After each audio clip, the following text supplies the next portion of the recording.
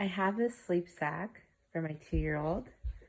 She's now in her big girl bed, so I'm gonna make some footies. So I'm gonna turn this inside out and I'm gonna cut out the holes for the feet. Marking out where I will be cutting.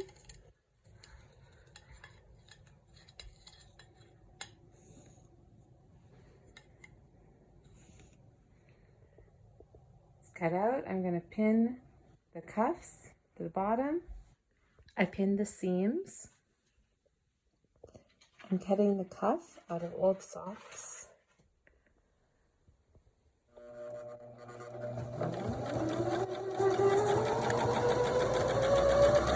Stitch this, the good sides facing each other. It's gonna be a nice seam on the outside. So there we have 2 cuffs and a little bit of leg room for her to be able to walk if she has to get up out of bed.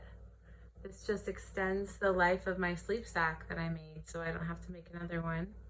And I'm really happy about that.